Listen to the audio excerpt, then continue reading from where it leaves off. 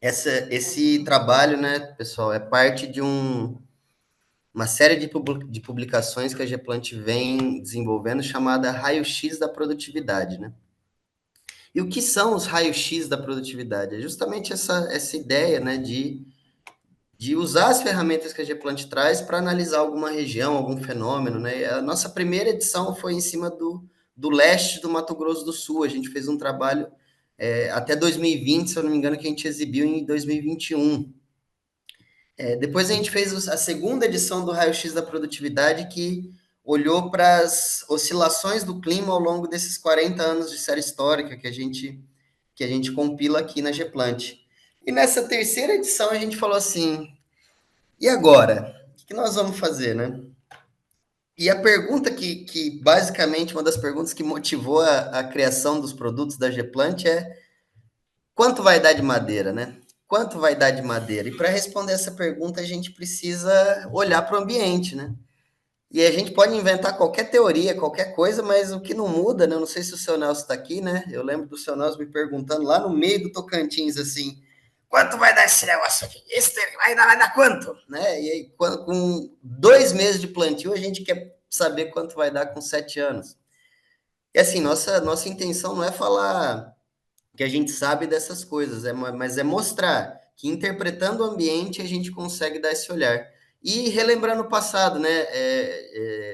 A gente tem uma vertente muito forte de estudo com ecologia, né? E naquela IUFRO de 2011, se eu não me engano, foi publicado um mapa de produtividade, o professor Stapp, o Clayton, né, o pessoal do IPF, e esse trabalho visou usar essas novas bases, esse refino tecnológico, a aumento da granularidade do entendimento sobre os processos de crescimento, para falar aí, ó, vai dar quanto, né? E lembrando, né, todo mundo quer o número, né, pessoal? O número está aí, mas o mistério do número está em quanto esse número dança, quanto esse número balança em função dessas mudanças, oscilações, regiões e por aí vai, né? Então, obrigado pela presença, pessoal, e sem mais delongas, vamos lá falar o que o pessoal quer ver, ouvir e nos questionar. Obrigado, pessoal, boa tarde. Ô, Eduardo, é isso aí, cara. Vamos dar a cara a tapa aqui mais uma vez para falar quanto que vai dar, tá? A gente já começa brincando. A única certeza que a gente tem é que o número está errado, tá? Isso é só medir de novo que você vai ver que tá errado o número. Mas nós temos uma abordagem bem sólida aí para tentar responder um pouquinho essa pergunta. Eu estou aqui com a Bia, nós vamos bater um papinho aqui sobre isso, sobre como nós fazemos para responder essa pergunta e apresentar isso aqui para vocês, tá? Nós já fomos ousados, fizemos um mapa do Brasil inteiro, falando quanto que vai dar, quanto que o clima pode afetar, qual que é o risco disso. Nós queríamos apresentar isso, apresentar isso para vocês, tá? Então, só relembrando, nós vamos deixar isso gravado, esse bate-papo vai ficar gravado para a gente publicar isso depois, tá? Quem quiser ir fazendo perguntas, se quiser mandar pergunta aqui no chat, no final do nosso papo, vocês podem abrir o microfone e fazer perguntas. Se quiser falar que a gente está errado, pode falar, porque isso a gente sabe que a gente está errado. Então, fiquem à vontade, tá? Então, nós vamos conduzir esse papo aí de uns 30 minutos, essa apresentação, e depois vocês já pode abrir e já começar a fazer algumas discussões, tá? Bom, começando, essa pergunta vai dar quanto? É uma pergunta boa, tá?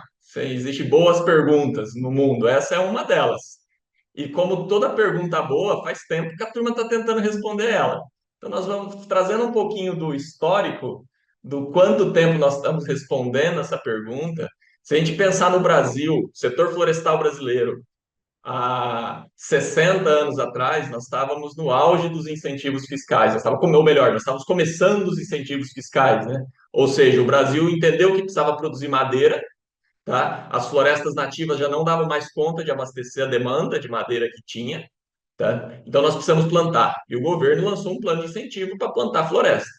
Mas aí surgiu a pergunta: aonde eu planto? E vai dar quanto? Surgiu lá atrás. E grandes pensadores foram convocados, convidados para responder essa pergunta, para tentar direcionar isso. E os estudos mais antigos que nós temos no Brasil são os estudos do Golfari, da década de 70. Tá? Estudos que eu digo não com silvicultura, não com eucalipto. O Navarro já falava quanto que ia dar lá atrás, mas os primeiros estudos de tentar colocar isso no espaço começaram lá na década de 70. Então, o Golfari fez esse primeiro trabalho. Começou com algumas regiões específicas e acabou culminando num trabalho do zoneamento ecológico do Brasil.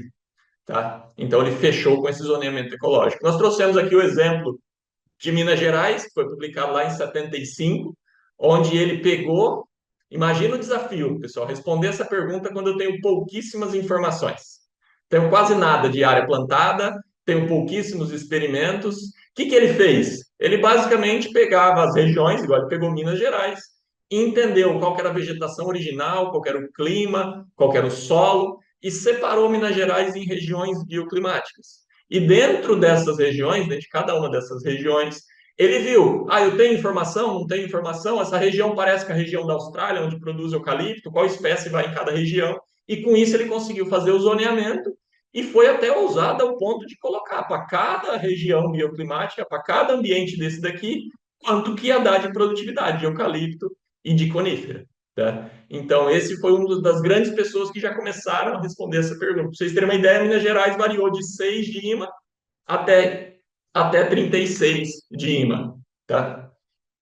Bom, depois isso culminou, como eu comentei, no zoneamento ecológico do Brasil como um todo. Então, já fez esse mapa para o Brasil como um todo, e esse documento ajudou a direcionar as plantações florestais durante o período dos incentivos fiscais. Tá?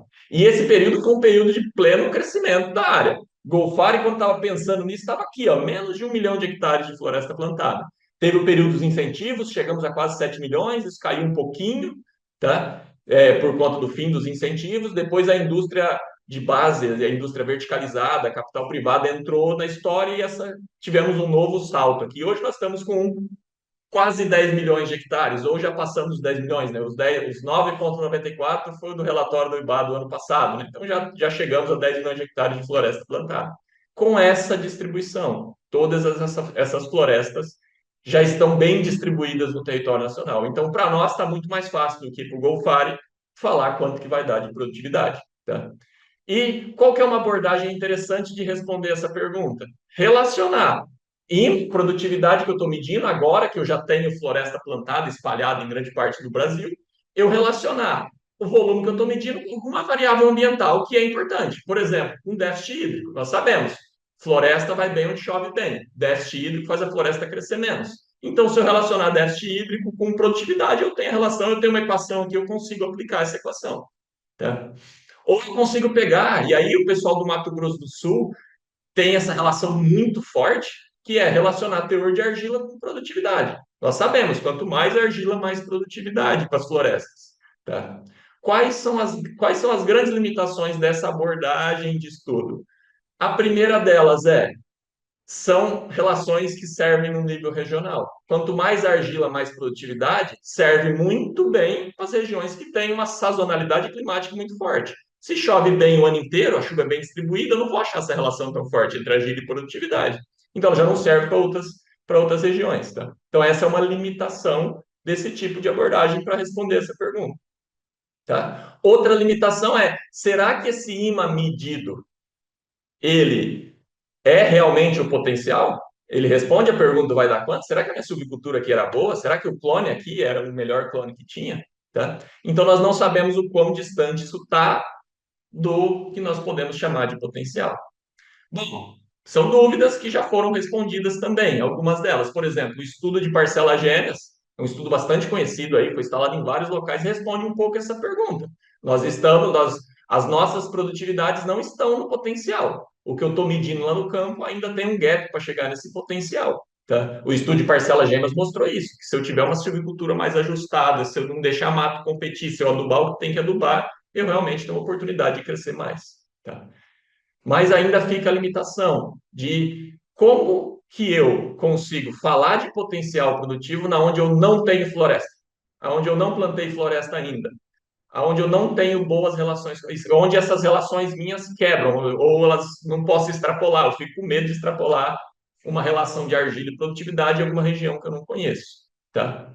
E para isso, para responder essas perguntas, surgiu, não que foi nessa época, mas já há mais tempo, mas surgiram os estudos conceituais de dinâmica de crescimento de floresta, tá? Que a Bia vai trazer um pouquinho desse histórico, desses estudos, que é uma nova, vamos dizer assim, uma nova geração de estudos, uma nova forma de olhar floresta. Isso, justamente, né, Zé? Então, a gente tem uma primeira abordagem, que é essa abordagem empírica, que a gente depende de ter um plantio florestal, a gente depende de ter uma medida para estabelecer essa relação com algum fator que a gente acredita que seja importante, como no caso do déficit hídrico, né, o gráfico que ele apresentou anteriormente, mas em alguns momentos a gente vai ter uma quebra disso daí por conta dessas relações que são muitas, né, que não é só balanço hídrico, não é só argila no solo, a gente tem tudo isso interagindo. Então, uma forma de a gente conseguir escalar essa predição da produtividade em ambientes que a gente não conhece ou em áreas que a gente não tem floresta é trazer o estudo da ecofisiologia, né? Então, começa a entrar para nós aqui como florestais esse tema da ecofisiologia, que é entender quais são os recursos que de fato regem ali a produtividade, certo? Então, eu vou ter água limitando, eu vou ter água no solo e na atmosfera limitando o crescimento, eu vou ter temperatura limitando o crescimento, e tudo isso de uma forma integrada. Então, não basta eu ter só uma variável ou outra para predizer crescimento, é muita coisa acontecendo ao mesmo tempo.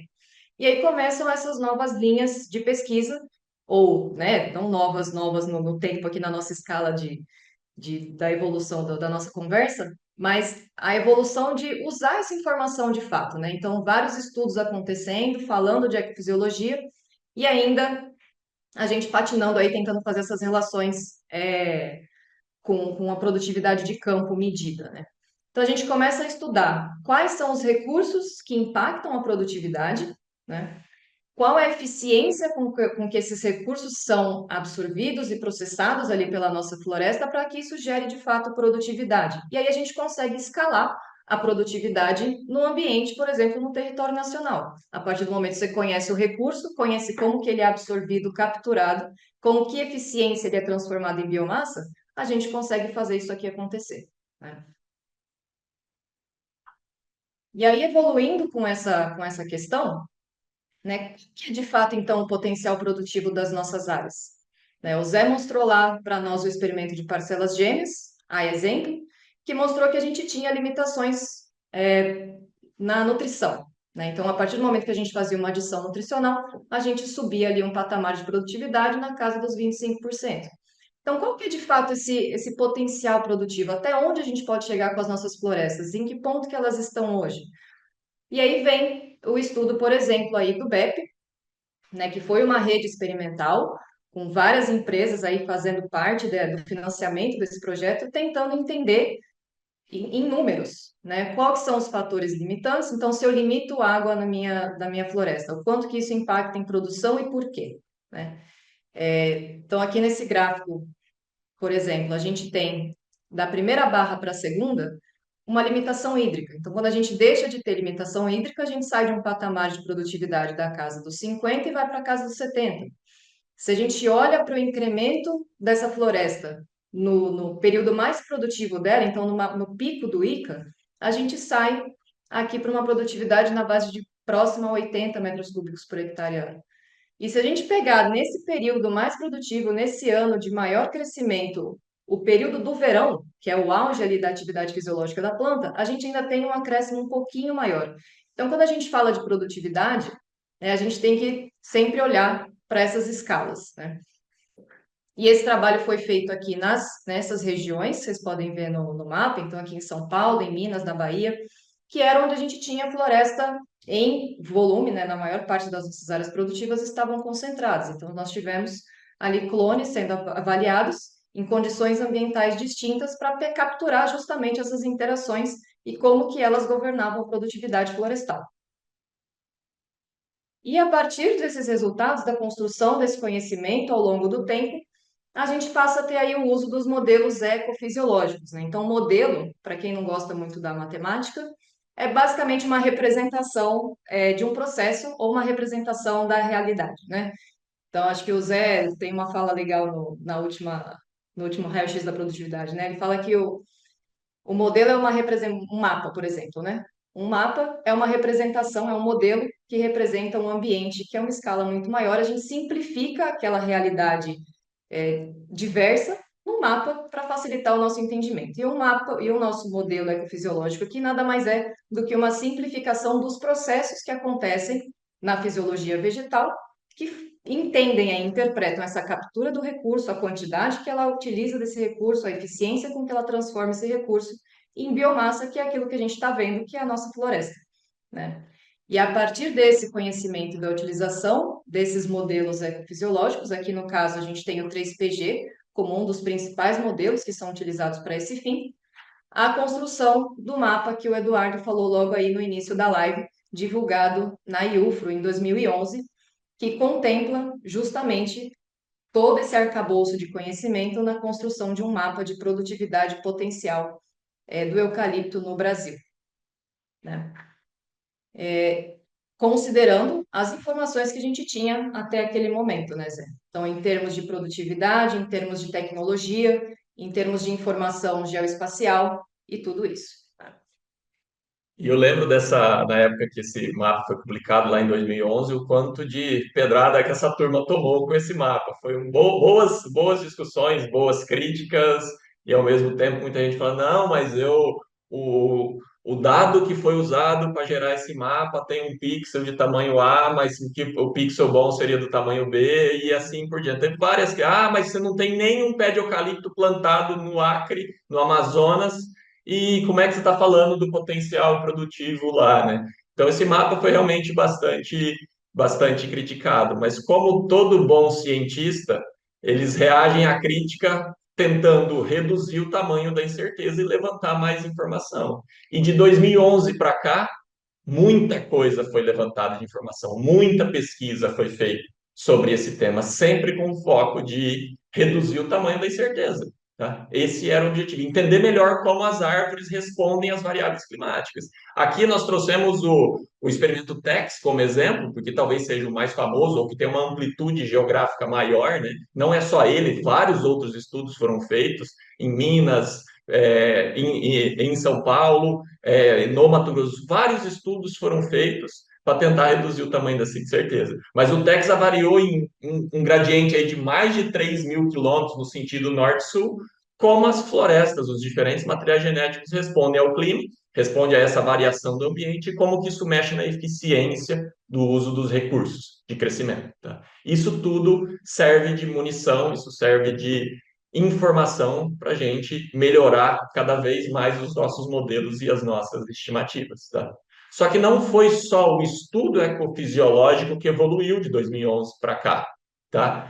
As informações bases também evoluíram muito. Tá?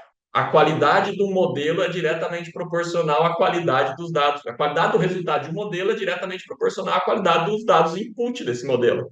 E os dados de entrada desse modelo evoluíram muito. Nós temos boas bases de solo para o Brasil. Tá? Sim, vai errar no nível do meu sítio, vai errar no nível do seu sítio, com certeza vai errar. Mas nós conseguimos entender e conhecer bem quais são os solos, as características do solo de todo o território nacional. Alguns estados conseguiram até melhorar ainda mais essa resolução desses mapas. As nossas bases climáticas estão cada vez mais confiáveis e cada vez cobrindo um território maior. Isso evoluiu muito também.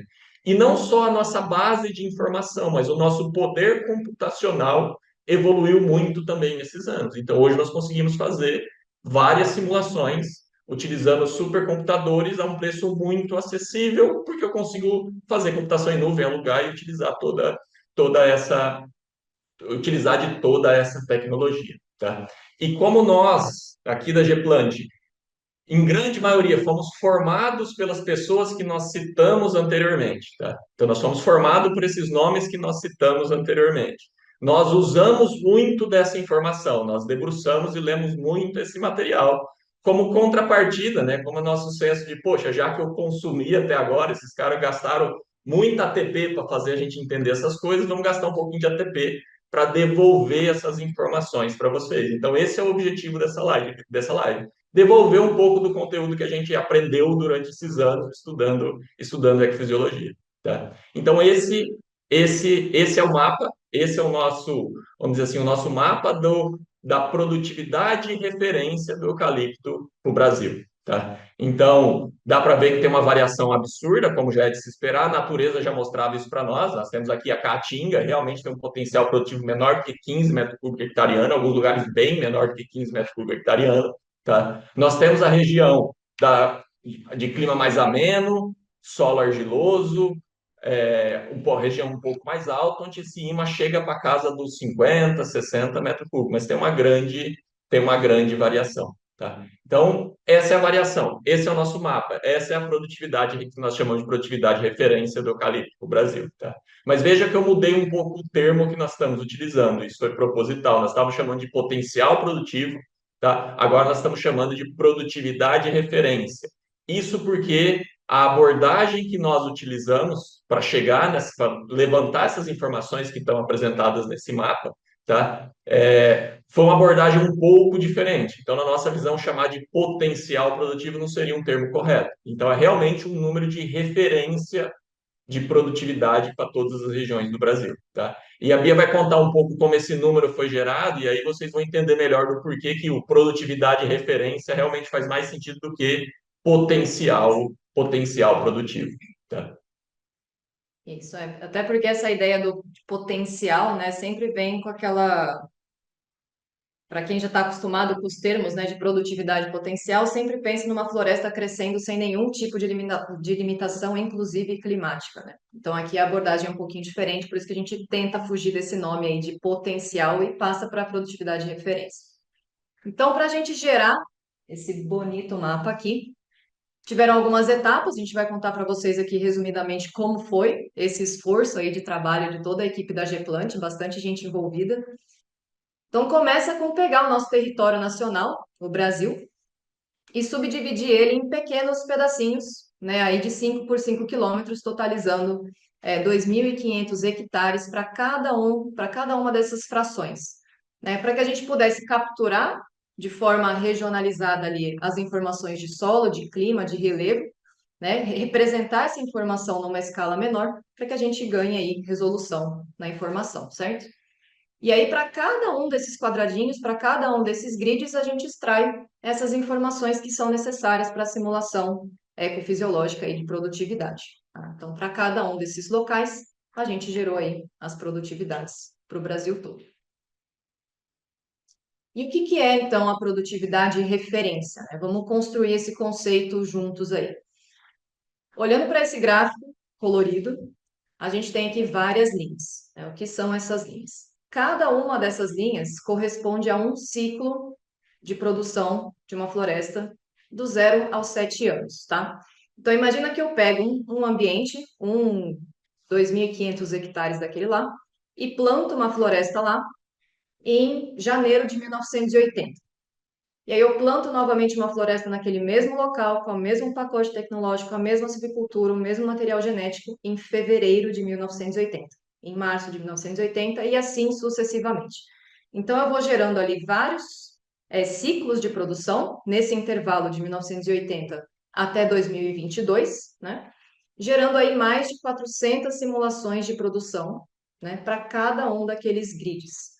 E aí, quando a gente olha a parte superior aqui do gráfico, a gente vê essa flutuação da produtividade aos 7 anos, que é a flutuação em decorrência da interação com o clima, né, daquele ambiente. Então, eu não troquei nada, não troquei a silvicultura e não troquei a genética. Então, a única coisa que está fazendo essa flutuação aí na parte de cima do gráfico é o clima, certo? E aí a gente tem a produtividade de referência como sendo a média de todos esses cenários. Então, se eu estivesse olhando ali no gráfico, essa linha pontilhada aqui, que representa a média de todos esses valores de IMA 7, né, da produtividade aos 7 anos, aqui a gente está falando de volumes por hectare, na verdade, a gente tem a produtividade de referência. Então, para construir esse mapa, nós fizemos todas essas 432 simulações para cada um daqueles grids, que para o território nacional são mais de 300 mil aí grids, que totalizam mais de 140 milhões de ciclos de florestas de 7 anos simuladas aí para todo o Brasil. Então, isso não seria possível, né, que nem o Zé estava comentando, se a gente não tivesse todo esse avanço em tecnologia na construção do primeiro mapa lá de 2011 para essa nossa releitura que contempla não só uma melhoria do avanço ali dos conceitos, dos parâmetros, dos dados, da espacialização e da tecnologia de processamento. E aí, então, a gente tem. Agora vocês conseguem interpretar de uma forma melhor esse mapa, né? Então, quando vocês olharem aí para essas informações, entendam que esses números representam a média de mais de 400 simulações para aquele ambiente lá que vocês estão atuando ou fazendo aí silvicultura do eucalipto. E aí a gente vai ter todo esse gradiente de produção, como o Zé já comentou antes, saindo aí da casa de 60 metros cúbicos, aqui para menos de 20, menos de 15, tá?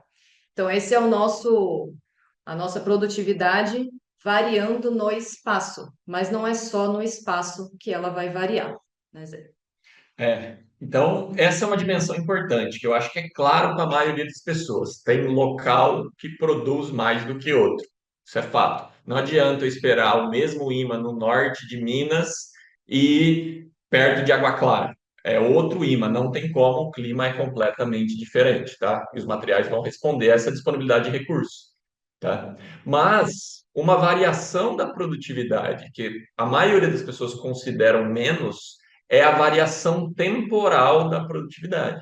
Então, nós temos um mantra aqui na Geplant, que é sempre falar que a produtividade não é algo fixo, né? Mas um complemento a esse mantra de a produtividade não é um algo fixo, ela varia na escala espacial e na escala temporal, tá? Nós temos dois exemplos de dois gráficos que nós apresentamos lá na raio-x da produtividade passado, mas que exemplifica muito bem isso que nós estamos falando. O primeiro gráfico que a Bia estava comentando aqui, estava mostrando para explicar a produtividade de referência, e veem que a variação entre os piores ciclos, que aqui nesse caso foram as florestas plantadas lá no final da década de 80, tá? Até os melhores ciclos, é uma variação bastante pequena. Tá? Nessa outra posição geográfica aqui, a variação é muito maior, e inclusive existindo uma tendência de queda. Tá? Mas, assim, independente da tendência, o que é importante eu ter em mente que, de um ciclo para o outro, a produtividade variou mais de 100 metros cúbicos. O estoque de madeira variou de mais de 100 metros cúbicos. O que a gente quer dizer com isso? Quer dizer que se eu fiz a minha silvicultura perfeita no meu talhão, escolhi o clone certo, o clone é muito bom, eu fiz a silvicultura perfeita e eu colhi 50 metros cúbicos de imã em Itatinga, aqui em São Paulo, tá? Se eu fizer exatamente a mesma silvicultura, se eu usar o mesmo clone, não deixar praga, não teve nada de novo, eu fiz tudo igual. No próximo ciclo, eu posso não colher a mesma quantidade de madeira. Eu posso colher menos madeira, porque vai estar mais seco, vai pegar um ciclo com menos chuva. Ou eu posso colher mais madeira, porque vai pegar um ciclo com mais chuva. Então, a produtividade varia em função do tempo também. E isso dá uma dimensão importante desse mapa aqui, e sempre que a gente olhar ele, a gente não pode olhar ele somente ele, que é a dimensão do risco. Qual que é o risco de eu atingir a minha produtividade alvo, tá? Como que a gente mede esse risco, tá? Para cada um desses quadradinhos, desses pixels, dessa área de 2.500 hectares que nós estamos falando, nós conseguimos pegar as produtividades, o quanto elas variaram, pegar a produtividade lá com 7 anos e calcular uma distribuição dessa produtividade. Por exemplo, aqui, nessa região de Minas, a produtividade de referência é de 34, tá? 34, tá aqui na média, mas isso já foi menos que 20, foi menos que 30, tá? E isso já foi mais que 40. Tá? Então, eu posso colocar e olhar nesse gráfico qual foi o melhor cenário, o pior cenário, desculpa, o melhor cenário. Claro que o pior e o melhor nunca é uma boa referência, porque ele raramente acontece. Mas se eu fizer um corte aqui no quartil 10%, eu consigo falar, poxa, esse é um bom cenário pessimista. Pior que isso só vai acontecer em 10% das vezes. Então, a gente coloca um corte aqui no 10% e chama isso de cenário pessimista. Tá? Coloca um corte aqui no quartil 90, porque eu consigo ter um bom cenário otimista. Melhor que isso, raramente vai acontecer. E eu consigo falar que a produtividade de referência desse ponto é 34, mas num cenário pessimista pode ser 32, num cenário otimista pode ser 36. Tá? E nós conseguimos olhar esses cenários de forma espacializada. Por exemplo, aqui nós temos o mesmo mapa, nós estamos mostrando com a mesma escala, variando lá de 15 até 60, tá? Que a Bia comentou, mas considerando um cenário pessimista de clima. Não é o pior cenário de clima que já passou, mas é um cenário pessimista de clima. Ou o mesmo mapa, na mesma escala, um cenário um pouco mais otimista de clima, tá? Outra forma de eu visualizar essa informação é olhar produtividade e risco, o quanto que isso pode variar. Por exemplo, se a gente olhar a região da Caatinga aqui, é uma região que tem um potencial produtivo muito baixo. Mas, além disso, ela tem uma sazonalidade climática muito maior. Eu estou falando que nessa região, esse alvo que eu estou falando aqui pode ser 35% maior ou menor do que ele. Só o clima, isso não é a nossa mão, isso não envolve manejo, não envolve plano, só o clima pode fazer a produtividade variar 35% para mais ou para menos. Se a gente pegar as regiões de clima mais ameno, nós vamos ver que o potencial produtivo é alto, mas o risco também é baixo. Isso varia menos de 10% para mais ou para menos. Isso varia menos de 10%. Tá? Então, é uma região mais estável em termos de clima. Aí fica lógico, tipo, aí eu posso fazer a associação. A área ruim é mais arriscado, a área boa é menos arriscado. Não necessariamente. Se a gente pegar essa região aqui de Minas, leste de Minas, Espírito Santo, nós vemos que é uma região que tem uma alta média, uma alta produtividade de referência, tá? Mas é uma região que tem um risco elevado. É uma região onde essa média alta pode não ser tão alta assim. Tem grandes oscilações climáticas. Então, o risco para eu atingir aquele alvo de produtividade que eu programei pode ser maior. Tá? Bom, e aí fazendo uma releitura aí do que o Zé acabou de comentar, sobre essa amplitude da produtividade ou o risco, né? Então, se a gente olhasse aqui para uma determinada área, por exemplo, aqui no norte de Minas, a gente poderia dizer que a nossa produtividade com 80% de chance, que é aquela área lá entre o percentil 10 e o percentil 90, 80% de chance está dentro desse espaço, de dar aqui entre 32 e 36 metros cúbicos por hectareano para essa região. Seria a produtividade referência, né? Considerando um cenário médio ali, 34. Então, é seguro eu prometer aqui para o meu investidor ou para eu procurar uma área para investir em floresta, eu travar esse número aqui em 34, né? Então, aqui a gente precisa entender mais um pedacinho do conceito, né? A produtividade referência, ela entende a silvicultura ótima, né? Que a gente está cumprindo toda lá a nossa recomendação técnica, tudo que deveria ser feito no momento certo, o controle da formiga, a mato competição, floresta livre de mato competição. Então, se tivesse tudo perfeito, seria a produtividade referência. Mas a gente sabe que a realidade de campo é um pouco diferente, certo? Então, muitas vezes a gente culpa, né, a produtividade da floresta, fala que foi o clima que foi ruim. Aqui a gente consegue dizer até que ponto é o clima que é ruim, né? Porque a gente tem o nosso cenário pessimista, que diz quando o clima foi pior, e o nosso cenário otimista, que é quando o clima foi melhor, e a média disso tudo. E aí a gente pode olhar para nossas florestas em termos de performance de manejo, tá? Então, quanto que o nosso manejo está permitindo a gente entregar essa produtividade, né, referência que a gente está dizendo aqui nesse mapa. Que eu tenho certeza que muita gente já aproximou o nariz da tela aí para ver onde que está a sua floresta e que número que deveria estar dando, né?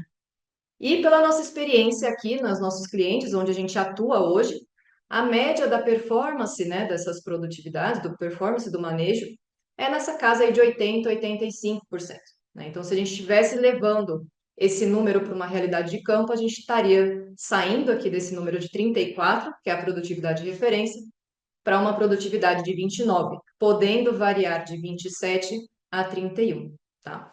Então, né? Lembrem que esse mapa, então, a gente está falando do manejo perfeito no performance 100% do manejo, tá? Isso, pessoal. Esse é o mapa, essas são as informações. Já respondendo diretamente a pergunta de podemos confiar nele, tá? Aí está com vocês, mas vamos dar os nossos argumentos para chegar nessa informação. Qual que é o grau de confiabilidade dessa informação, tá, pessoal?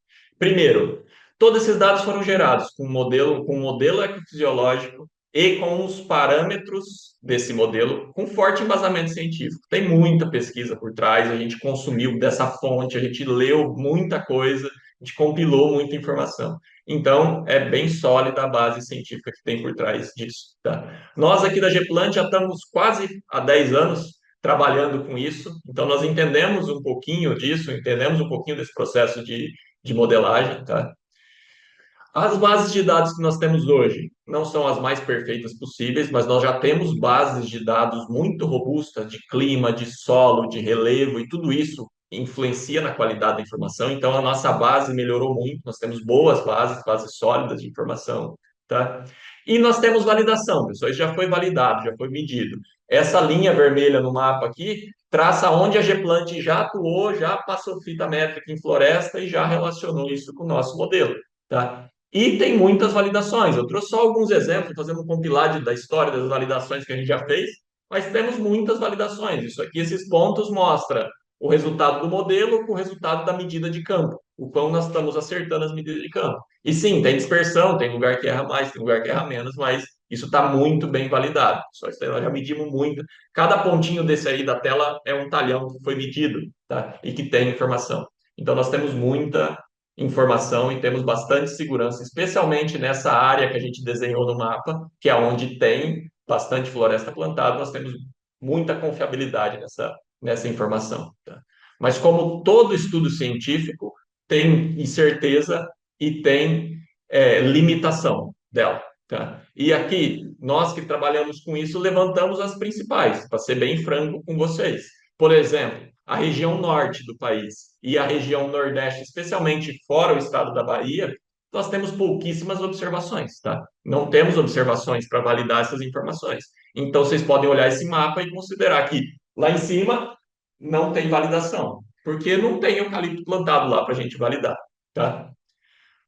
Outra limitação do modelo é o modelo ecfisiológico não prevê mortalidade, tá? O que isso quer dizer? Quer dizer que para as áreas muito secas, por exemplo, a seca pode matar e o potencial é zero, porque a seca mata de tempo em tempo, tá? Isso a gente não considerou, o modelo não considera isso. Ou a geada no sul do país. Nós sabemos que dependendo da cultura, a geada vai matar, dependendo do material genético, a geada vai matar. A gente não contemplou isso. Então, o potencial produtivo tem que ser ponderado pelos eventos que causam mortalidade na floresta, porque o modelo não considera essa mortalidade. Tá? Outra limitação do modelo, do estudo, e não limitação, mas que pode gerar uma incerteza, eu tenho que considerar nós utilizamos o mesmo set de parâmetros ecofisiológicos para o país inteiro. Então, vocês falam, mas eu tenho um clone agora que é o super, né? Eu acho que já o nome superclone já queimaram ele, então vai ter que pensar sei lá, um hiperclone. Eu tenho um hiperclone aqui que vai muito melhor em tal região específica e talvez sim, talvez vai estar fora dessa faixa que nós estamos prevendo, porque eu tenho um hiperclone. Tá? Então, nós usamos o mesmo set de parâmetros para o Brasil inteiro. Tá? E também simulamos a mesma silvicultura. Nós não simulamos, por exemplo, um ajuste no espaçamento de plantio porque está ficando mais seco, pensando numa aliviação do estresse. Não, nós simulamos exatamente a mesma silvicultura para o Brasil inteiro. Isso é uma limitação do estudo, né? Aqui não é uma limitação, mas é importante eu ter em mente, isso é uma análise do clima passado e não do clima futuro. Mas se vocês olharem esse mapa, olharem a amplitude, vocês vão ver que coincide muito com os mapas de mudança climática que nós estamos falando, tá? E por último, que eu destacaria aqui, esse modelo não prevê o aumento da pressão de praga, o efeito do clima no aumento da pressão de praga.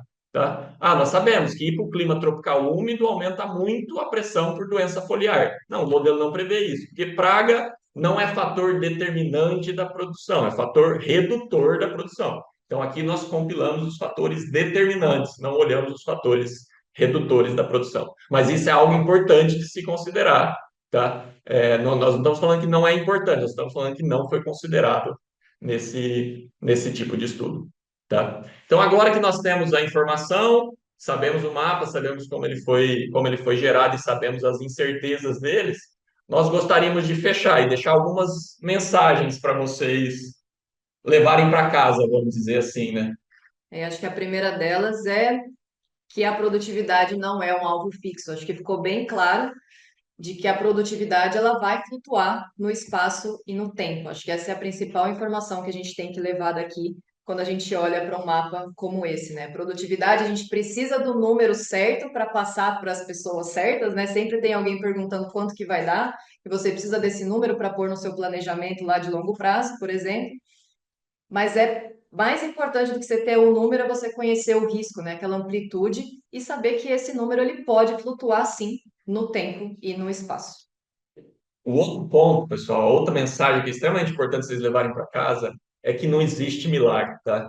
Por mais que eu sei que eu saiba que tem muita coisa que é importante vender milagre, vender algumas coisas para a conversa entrar, mas em termos de produtividade não existe, tá? O que que a gente quer dizer com isso? Quer dizer que não adianta eu adubar para dar 100, tá? Não vai dar 100 dependendo da região que eu tô. Não vai. Vocês viram lá, o estudo do BEP mostrou que se eu pegar o incremento corrente do verão, do pico do crescimento da floresta dá 80, tá? Então não tem adubo, não tem aminoácido que faz dar 100 metros cúbicos de ímã, tem limitação, tá? Obviamente, vai ter aquele talhão da fazenda que vai dar 100, tá? Eu já medi um talhão que deu 95. Então existe esse talhão específico, mas na média do projeto não adianta eu adubar para dar 100.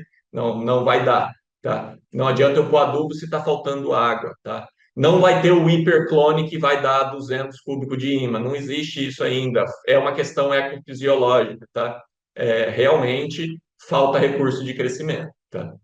Mas o mais importante de mensagem para levar é que o conceito, a abordagem ecofisiológica é uma ferramenta muito poderosa para dar o número do potencial produtivo, para falar vai dar quanto, para responder, a gente respondeu que esse número, tá? Mas o mais importante, ela é a ferramenta ecofisiológica serve para nós analisarmos o risco. Muita gente quer um número para pôr na planilha e calcular a TIR, tá? Mas além disso, nós já conseguimos hoje, com muita certeza, falar qual que é a probabilidade de São Pedro me ajudar eu conseguir esse número, tá? Qual que é a chance de eu atingir esse imã que eu... E saber disso a priori, pessoal. Não é para trazer má notícia ou trazer boa notícia desde cedo. Não, é realmente conhecer o tamanho do risco a priori, antes de eu investir, antes mesmo de eu começar a plantar floresta, tá? Falando em São Pedro, aí a gente tem essa questão climática, né? Para quem não assistiu a live anterior, né, sobre o raio-x da produtividade, pensando nas mudanças climáticas, né? Vai lá assistir quando terminar aqui, né? A gente fala um pouco sobre isso, das oscilações do clima e como as mudanças climáticas já estão muito mais próximas da gente do que a gente imagina. Já tem clima mudando, a gente mostrou um gráfico aí da produtividade referência caindo bastante em função de clima. E se a gente olhar de modo geral para esse mapa, as áreas que já possuem maiores oscilações de clima, pode ser que isso piore, mas vão continuar acontecendo os eventos extremos em regiões que já possuem casos de eventos extremos, né? Então a gente não vai sair da água para o vinho do nada. Então, onde já é ruim, pode ficar pior. Onde é mais estável, vai continuar mais estável, mesmo que piore um pouco, né? Então, se a gente olhar para aquela amplitude da produtividade, se você quiser trabalhar com um cenário mais pessimista de produção, a gente olha para aquele Q10, né, para o cenário pessimista, entendendo que aquilo ainda pode ficar um pouquinho pior. Mas o que a gente tem hoje de informação e fazer esse mapa de produção a partir do clima do passado nos dá uma boa informação e uma boa base para falar de risco futuro, tá? E assim, pessoal, os últimos 20 anos já nos ensinou que evolução de silvicultura e de melhoramento genético não vai dar um grande salto, não vai fazer esse mapa ficar obsoleto tão breve, tá, pessoal? Os ganhos são incrementais. Aquele salto que a gente teve na década de 80, 90, 2000, a gente dificilmente vai conseguir replicar aquele salto, porque os ganhos. Lembre da lei dos incrementos decrescentes, né? Os ganhos agora ficam cada vez mais difíceis, porque nós já chegamos num patamar alto de produtividade. Tá? Então, esses ganhos são sempre incrementais. Não é que a silvicultura não vai melhorar, não é que a genética não vai melhorar, não é nada disso. Vai melhorar, mas vai melhorar em passos curtos, não são grandes saltos de produtividade como nós já tivemos no passado. Tá?